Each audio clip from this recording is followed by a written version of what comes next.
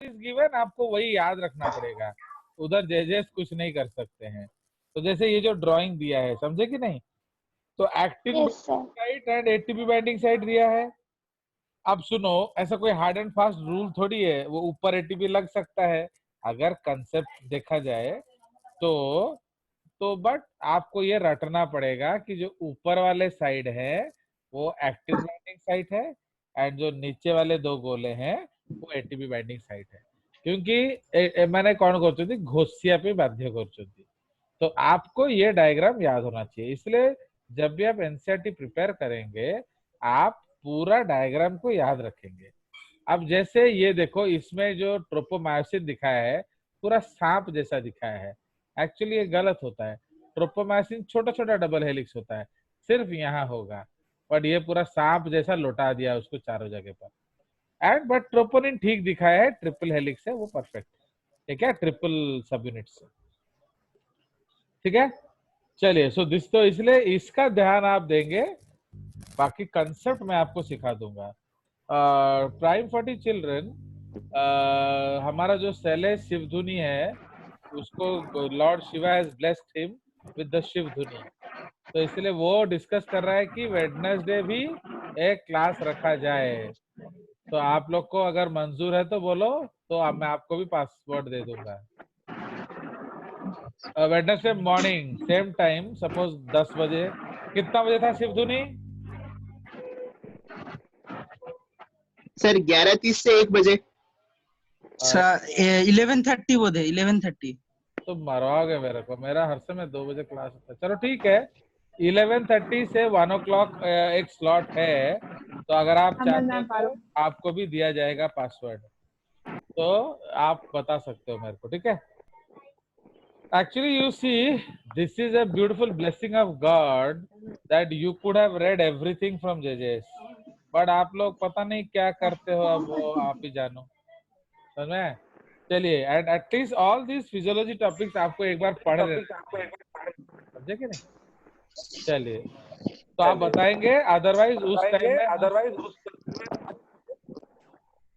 उस time I will only enrol F1, और क्या। तो अगर आप उस समय आना चाहते हैं तो I can give you the password also, ठीक है। तो यू विल इन्फॉर्म मी, आप पूछ लो एक्स्ट्रा। आप लोग क्या इसका क्लास कर रहे हो क्या अभी छुट्टी में? वो जो वेदांतु, अबाइजू, कालू, आकू, हाँ, तो वो सब क्लास कर रहे हो तो अलग बात है, बट आप अगर वो भी क्लास देखोगे, वो एनसीईआरटी के 9 से टॉ के बीच में ही रहते हैं, ना एन के उधर जाते हैं ना टी के इधर आते हैं, अंडरस्टूड? तो वो कभी भी अंडरस्टैंडिंग को प्रमोट नहीं कर सकता। चलिए, ସେମାନେ मजा କରୁଛନ୍ତି। यस, वो नाचते रहते हैं, गाते रहते हैं, बढ़िया देर है। हाँ सर, बहुत सर मजा କରୁଛନ୍ତି।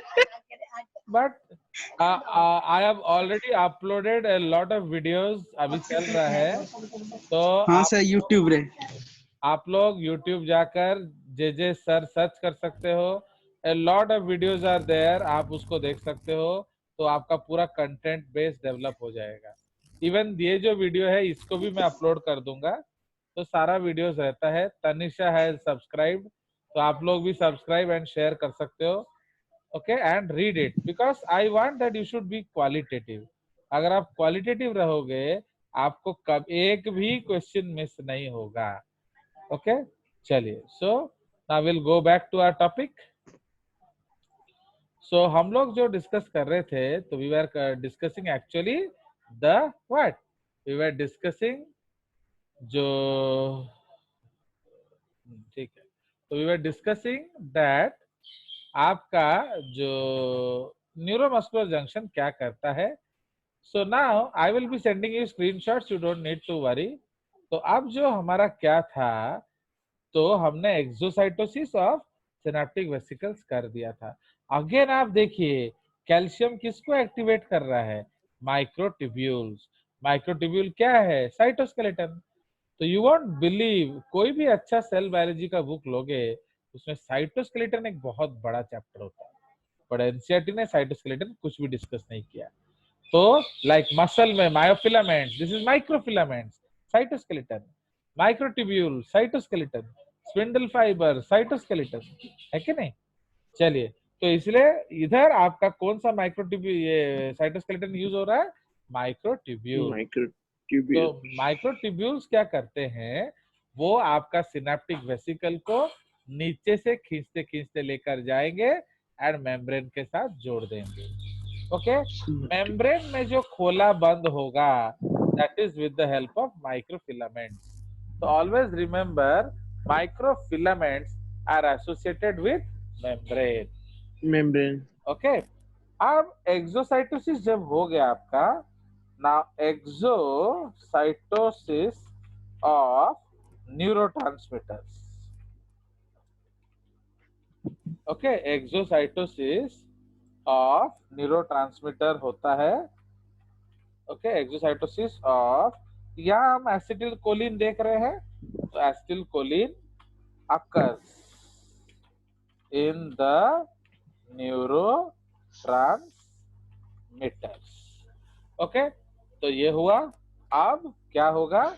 Acetylcholine goes and binds to its receptors. बस एनसीईआरटी ये बोल दिया है, रिसेप्टर है कैसे, कैसे मेम्ब्रेन डिपोलराइज कर जा रहा है, ये कुछ नहीं बताया। तो acetylcholine goes and binds to its receptors which are क्या? ligand gated sodium channels.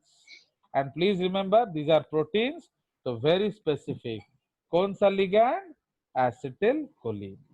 Okay, तो which are ligand gated, so इसको हम यहाँ काट लिख देने से बेटर है। ओके, इधर लिख दिया जाए उसको, तो ligand gated sodium channels. तो acetylcholine goes and binds to receptors which are here, and now the gates open. तो जैसे लिगैंड बैठेगा गेट खुल जाएगा, causing rapid influx of sodium ions into the क्या? rapid influx of sodium ions into the कौन सा cell? Sarcoplasm. समझ रहे हो? सार्कोप्लाज्म का मतलब क्या है? Muscle cytoplasm. ठीक है, तो सारा का सारा सोडियम आपका मसल साइटोप्लाज्म में घुस जाएगा। Therefore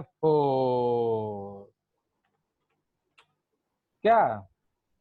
depolarising the membrane.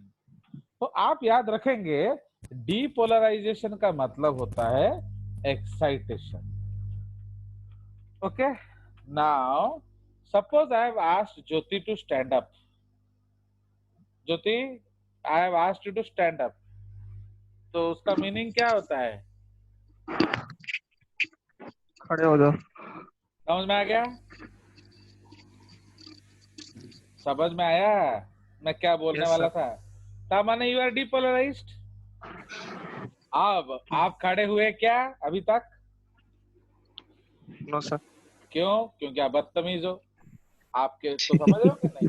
इसका सिंपल मीनिंग क्या है कि आप देखो, you go and see Allen website, उसने पूछा है व्हाट इज पी वेव।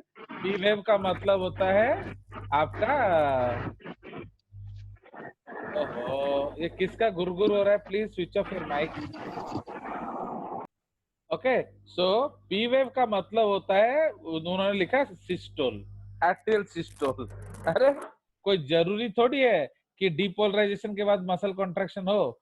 अब मैं बोला ज्योति को खड़े हो, ज्योति ने सुना खड़े हो, उसने समझा कि सर खड़े होने बोल रहे हैं, फिर भी वो खड़ा नहीं हुआ। इसका मतलब क्या है? He is depolarised but he is not contracting. तो समझ रहे हो? इसका मतलब है उसने अपने पैरों के मसल्स को कॉन्ट्रैक्ट करने का इंस्ट्रक्शन नहीं दिया। तो इसका मतलब अभी भी आपके हाथ में कंट्रोल है। तो अंडरस्टैंड? तो डीपोलराइजेशन ऑफ सार्कोलेमा का मतलब है न्यूरॉन जो आपको कहने वाला था वो उसने कह दिया। ओके, अब उसने आपको बता दिया है कि भाई आपको ये काम करना है। अब करना है ये न्यूरॉन नहीं करेगा, ये आपका मसल करेगा। अंडरस्टैंड? एंड अब अगर आपको मसल को काम कराना है तो दूर जाके उसे खबर देना पड़ेगा। अंडरस्टैंड?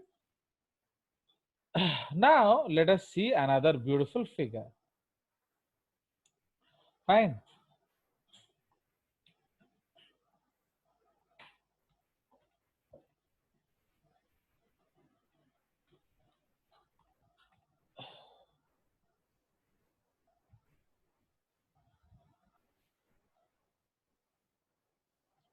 अब यहाँ देखिए कितना सुंदर डायग्राम। ये कौन सा कालू आपको दिखा देगा ये डायग्राम? ये देखिए, see such a beautiful diagram. Okay, can you imagine? आप देखिए ये आपका एक्सॉन है, देख रहे हो? एक्सॉन ने आपका न्यूरोट्रांसमीटर्स को रिलीज किया, न्यूरोट्रांसमीटर्स आके रिसेप्टर के साथ बाइंड कर गए। ओके, तो जैसे ही बाइंड कर गए सोडियम अंदर आया एंड उसने मेम्ब्रेन को डिपोलराइज कर दिया। बट प्रॉब्लम क्या है कि in your skeletal muscles it is full of myofibrils, इसलिए खाली मेम्ब्रेन के पास खबर देने से नहीं होगा, आपको अंदर तक जाके खबर देना पड़ेगा। अंडरस्टैंड? तो आपको अंदर तक जाकर खबर देना पड़ेगा। तो इसीलिए आप देखिए उसमें सार्कोलेमा में इन फोल्डिंग्स होता है and these T-shaped infoldings are called what? T-tubules. T-tubules. आ गया मजा? आपने ये डायग्राम देखा था इशिका दीदी अभी तक? नहीं सर। तो अब कालू का एंजॉय कर रहे हो कि नहीं? देखो तो अब ये नहीं देखो sir. How beautifully it is showing, आप देख रहे हो? तो ये जो ग्रीन ले सेल है ये सेल मेम्ब्रेन है एंड सार्कोलेमा। एंड देखिए इधर वो पूरा डीप अंदर आया। क्यों अंदर आया? क्योंकि उसके साथ साथ सार्कोप्लाज्मिक रेटिकुलम भी आता है। तो आप जितना अंदर जाके खबर दोगे उतना रेस्पॉन्स मिलेगा, सारा का सारा मायोफाइब्रिल एक साथ काम करेंगे। अदरवाइज इतना भारी भरकम बॉडी उठाया नहीं जाएगा। ये कोई छोटा सा 200 ग्राम का हार्ट नहीं है या आधा किलो का लीवर नहीं है, ये आपका 70-80 किलो का बॉडी है। तो समझ रहे हो? तो छोटा मोटा काम से कुछ नहीं होने वाला, पूरा का पूरा बदन को इकट्ठा हिलाओ। Understood? So that is why now the impulse will go into the T tubules and stimulate the ER. देख रहे हो? So action potential is propagated down the T tubule. उसके बाद the T tubule depolarization leads to the opening of calcium channels. आया मजा? So this is the case. I will send you the diagrams. Don't worry. Now we'll go back to our point. तो इधर क्या हुआ, हमने membrane को depolarise कर दिया। अब क्या करेंगे, इसको अंदर तक भेजेंगे। किसी को कुछ पूछना है तो पूछ सकता है, okay, but otherwise don't switch on your mic. Clear? चलिए, सो अब यहाँ देखिए तो द वेव ऑफ डिपोलराइजेशन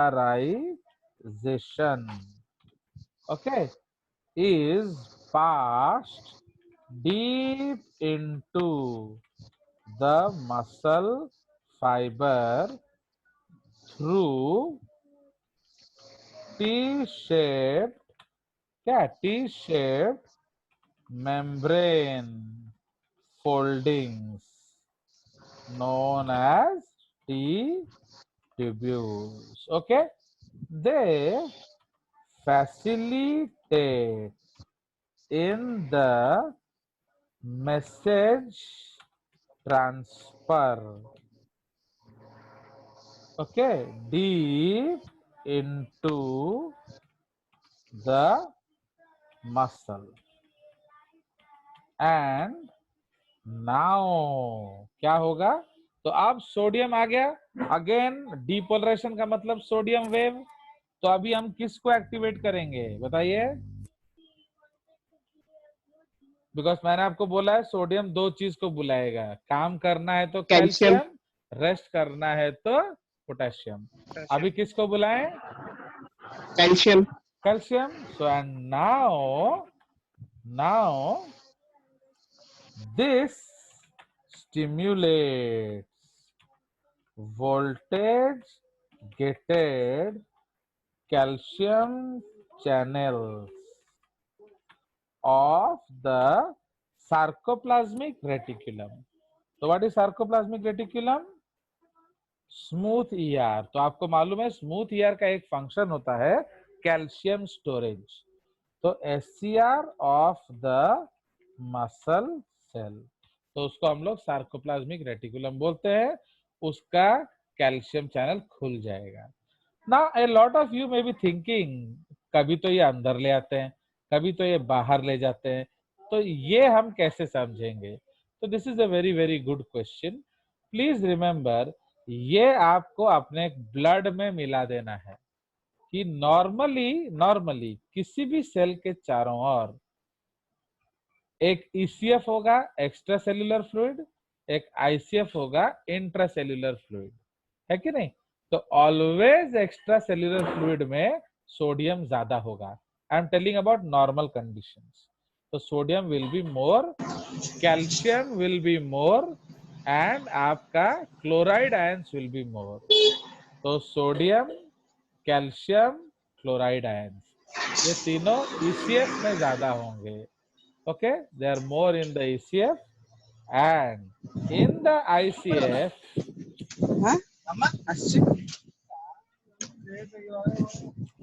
ओहो,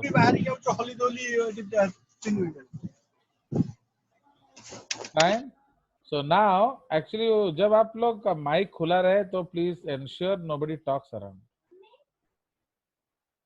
ठीक है? तो इसलिए आउटसाइड में आपका सोडियम, कैल्शियम, क्लोराइड हाई होता है, अंदर potassium is very very high and protein ions are very very high. Okay, bicarbonate ion, carbonate ion, ये सब अंदर हाई होगा। बट जो प्रोटीन्स है उसमें भी काफी नेगेटिविटी होता है, तो वो भी बहुत ज्यादा अंदर हाई होते हैं। Always remember this. एक और चीज आप याद रखेंगे, कैल्शियम जो है वो साइटोप्लाज्मोफोबिक होता है, इसलिए calcium does not like cytoplasm. तो आइदर तो वो बाहर ज्यादा होगा, या अगर सेल के अंदर है तो वो ईआर में ज्यादा होगा। साइटोप्लाज्म में कभी भी कैल्शियम नहीं होता है, उसको लाना पड़ता है, उसको भेजना पड़ता है। हाँ बोलिए। सर आपने जो नॉर्मल कंडीशन बोला वो क्या रेस्टिंग कंडीशन के बारे यस में बोल यस रहे हैं यस आप? यस, नॉर्मल का मतलब ही रेस्टिंग स्टेट है। ओके, तो दैट इज ठीक है कॉल्ड रेस्टिंग स्टेट। चलिए, तो समझ में आया? तो they facilitate the message transfer, इसको काट दो ये गलत, they facilitate the message transfer deep in the muscle cell and now this stimulates voltage gated calcium channels of SR2 open. Okay, अब ये खुल जाएगा तो इससे क्या होगा? ओके, इससे होगा calcium enters into the cytoplasm. Okay, and now it will activate whom? बोलिए, now it will activate किसको?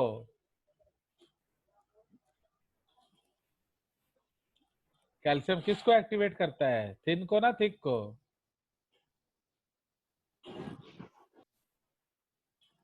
ठीक। नो, वो दोनों को करता है, पागलों। So now it will activate number 1। तो क्या इसमें हम लिख लेंगे, नाउ इट एक्टिवेट्स। तो number 1, calcium binds to the troponin C unit of thin filament. Okay, actually each thin filament में 4 कैल्शियम बाइंड करेगा। 4 calcium binds to the troponin C unit of thin filament and causes severe repulsion, है कि नहीं? causes severe repulsion, removing troponin I from the myosin head binding sites of F actin. समझे? Hence, thin filament is now activated for contraction. क्योंकि resting में क्या था, TPI उसको block करके था, इसलिए मायोसिन अटैच नहीं कर पाएगा। अभी टीपीआई को हमने भगा दिया, तो जैसे ही आपने टीपीआई को भगा दिया, अब आपका मायोसिन हेड साइट्स फ्री है, तो इसलिए अब उसके साथ मायोसिन बाइंड कर सकता है। तो जब एक्टिन मायोसिन के साथ बाइंड करेगा तो कॉन्ट्रैक्शन होगा। तो समझ रहे हो? तो ये आपका थिन फिलामेंट एक्टिवेशन है ना। उसके बाद क्या होगा, कैल्शियम एक्टिवेट्स क्या, myosin head ATPase, okay, and breaks myosin ATP complex। समझ गए कि नहीं? तो जो मायोसिन ATP कॉम्प्लेक्स है टूट गया, तो इससे क्या होगा, तो breaks the myosin ATP complex, this activates the thick filament. क्योंकि आप थिक फिलामेंट क्या है, आप वो दूसरा पेयर को ढूंढेगा which is F actin. This activates the thick filament for contraction. समझ रहे हो? सो ये आपका स्टेप 1 हो गया, that is generation of neural motor end plate. Okay, तो मोटर एंड प्लेट डिपोलराइजेशन हो गया। ओके, तो उसके बाद जैसे ही मोटर एंड प्लेट डिपोलराइजेशन हुआ, ये आपका स्टेप 2 है। स्टेप 2 क्या है, calcium wave. Okay, step 2 is calcium wave. तो अब हमने थिन को भी एक्टिवेट कर दिया, थिक को भी एक्टिवेट कर दिया। अब क्या होगा, एक्शन पोटेंशियल। ठीक है जी। So the next diagram is क्या, एक्शन पोटेंशियल। ना प्लीज रिमेंबर, जो एक्शन पोटेंशियल है उसको उधर लिखते हैं, यहाँ ड्राइंग कर देंगे। So this is your action potential. ना प्लीज रिमेंबर, एक्शन पोटेंशियल जो है वो 2 स्टेप्स में काम करता है। ये आपका थर्ड पॉइंट है, थर्ड स्टेप। तो इसका 2 स्टेप्स है, एक को हम कहते हैं पावर स्ट्रोक, एक को हम कहते हैं रिकवरी स्ट्रोक। तो एक्शन पोटेंशियल, या इन मसल लैंग्वेज,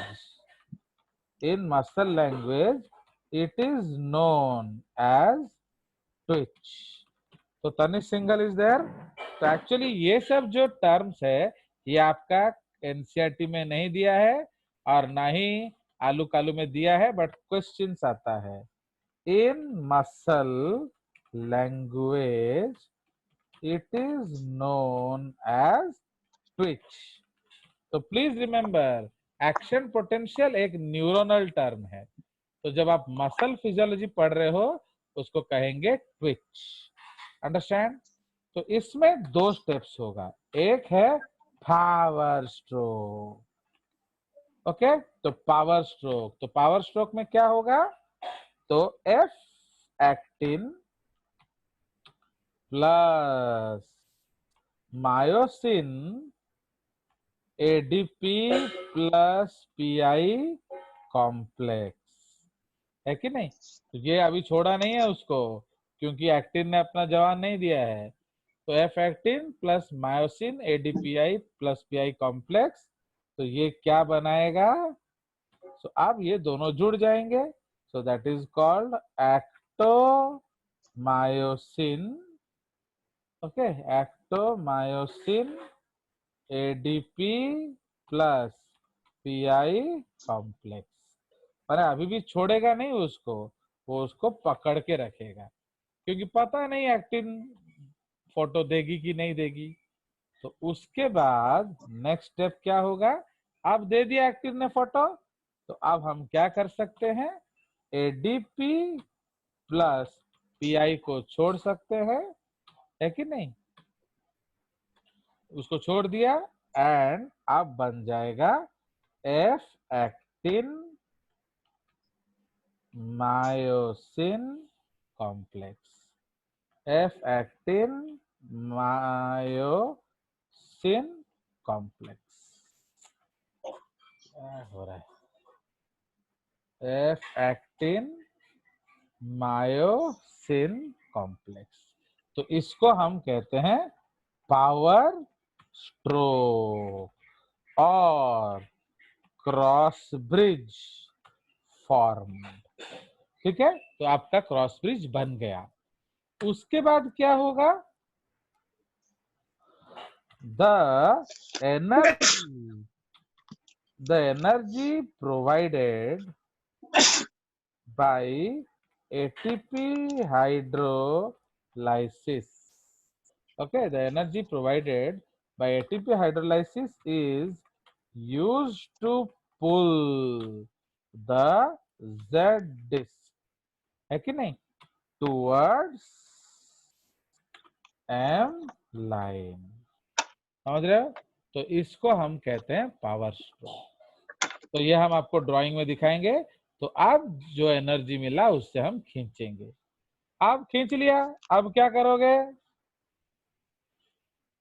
तो अभी हमको क्रॉस ब्रिज तोड़ना पड़ेगा। अरे जैसे हम कुआं से पानी निकालते हैं, तो एक बार खींच लेने से थोड़ी पानी आ जाएगा, आपको बार बार खींचना पड़ेगा। इसलिए जब आप खींच रहे हो दैट इज पावर स्ट्रोक, जब आप छोड़ रहे हो that is recovery stroke. Okay, तो इसीलिए the second stroke is called recovery stroke.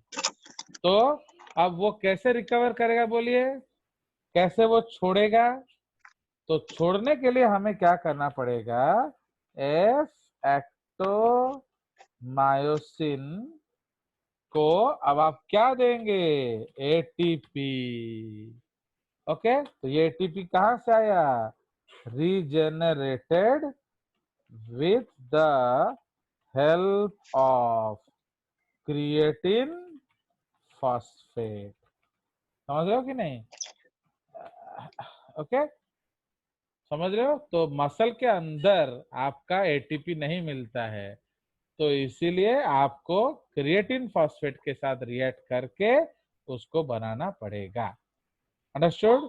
तो इसलिए एफ एक्टोमायोसिन प्लस एटीपी जैसे दोगे तो क्या होगा, क्रॉस ब्रिज ब्रोकन। तो क्रॉस ब्रिज टूट जाएगा। तो एक्चुअली उसका मीनिंग क्या है, क्रॉस ब्रिज टूट जाने का मीनिंग क्या है, आप लिखेंगे F actin plus myosin ATP complex. तो ये अलग हो गया because ATP is the first love. जैसे आप एटीपी दोगे तो क्या होगा, वो एक्टिन को छोड़ देगा, क्योंकि पहला प्यार भूले से भी नहीं भूलता। तो अब दीज स्टेप्स, तो एक बार खींचने से पानी नहीं आ जाता है, ऐसे आपको बार बार करना पड़ेगा, power recovery power recovery power recovery power recovery. These steps are repeated many times till work is done।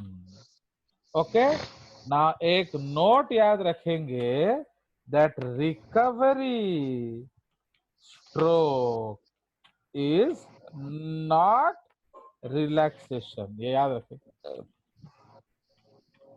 Okay, तो प्लीज रिमेम्बर जो रिकवरी स्ट्रोक है वो रिलैक्सेशन नहीं है। तो इसलिए हाउ टू डिफरेंशिएट, आप उसके ऑलवेज एक्शन पोटेंशियल में एरो के ऊपर क्या लिखेंगे, कैल्शियम। क्योंकि अगर कैल्शियम नहीं हुआ तो क्या होगा, वो रिलैक्सेशन हो जाएगा। तो हर एरो के ऊपर आपको कैल्शियम देना पड़ेगा। आप सुनिए, अभी ऑलरेडी मीडियम में कैल्शियम है, तो will this myosin ATP complex persist, ना फिर टूट जाएगा?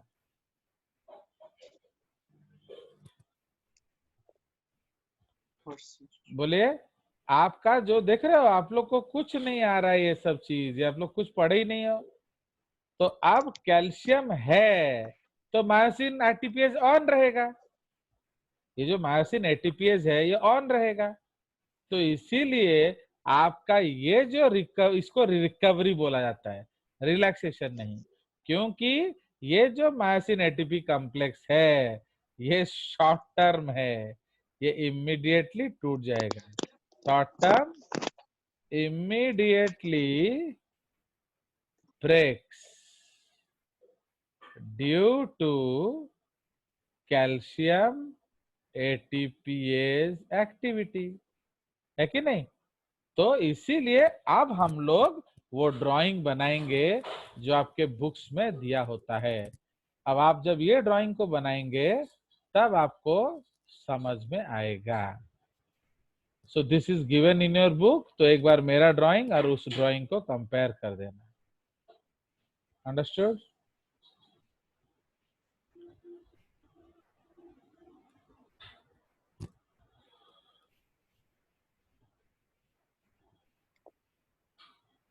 तो ये हमने क्या बनाया?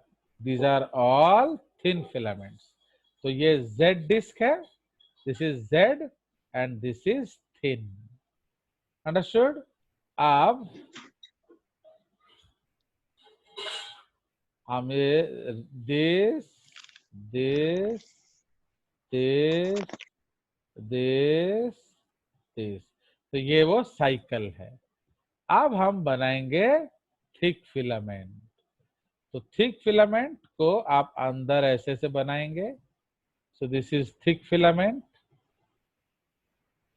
फाइन।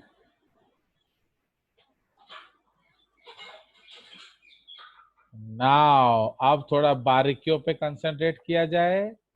नाउ इधर हम लोग बनाएंगे क्रॉस ब्रिज, देख रहे हो? बट ये क्रॉस ब्रिज के साथ कौन है? एटीपी। अंडरस्टूड? ये वाला थोड़ा हम ब्रोकन एरो बनाएंगे, ओके, बिकॉज ये दोनों हो सकता है।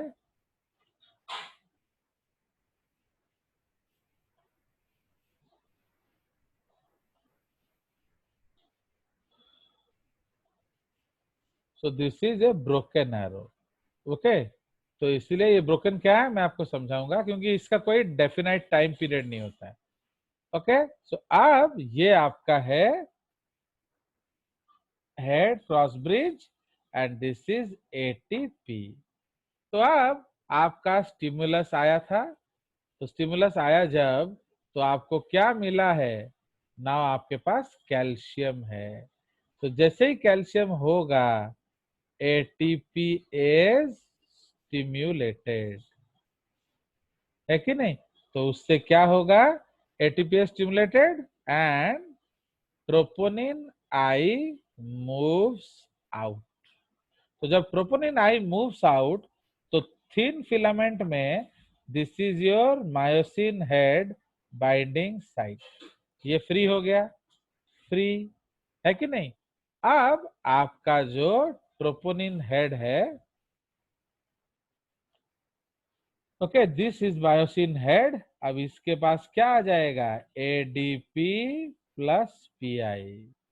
उसी तरह इधर भी बना दो, एडीपी प्लस पीआई, एंड ये आपका मायोसिन हेड बाइंडिंग साइट। अब आपने क्या दिया? F actin. Now you are giving activated F actin, आपने दे दिया। तो जैसे ही आपने एक्टिवेटेड एफ एक्टिन दिया तो ये जाके उसको पकड़ लेगा, फाइन, पकड़ लिया। जैसे ही पकड़ लिया आपको क्या छोड़ देगा? तो इधर से आपको निकल गया क्या? सो आपका निकल गया एडीपी प्लस पीआई। अंडरस्टूड? ये आउट। तो now this is called formation of cross bridge. अब जो energy used to pull thin filament, तो अब जो एनर्जी यूज करके हम दिखाएंगे कि हमने खींच लिया। तो पहले यहां था, अब हमने खींच लिया। तो जैसे ही खींचा आप दिखाओगे कि ये जो है Z था, अभी ये Z डैश हो गया। ये हम दिखा रहे हैं कि हमने इसको खींच लिया, हमने इसको खींच लिया। सो this is Z, this is new Z। Understand?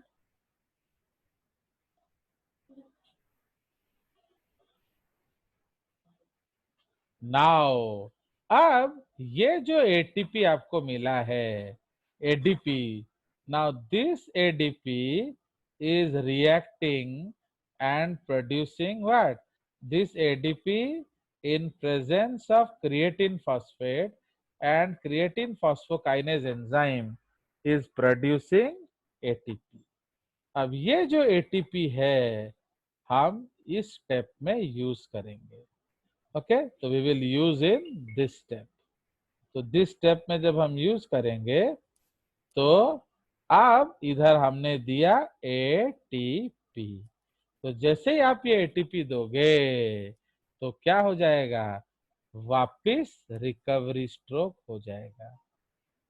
ATP, this is ATP.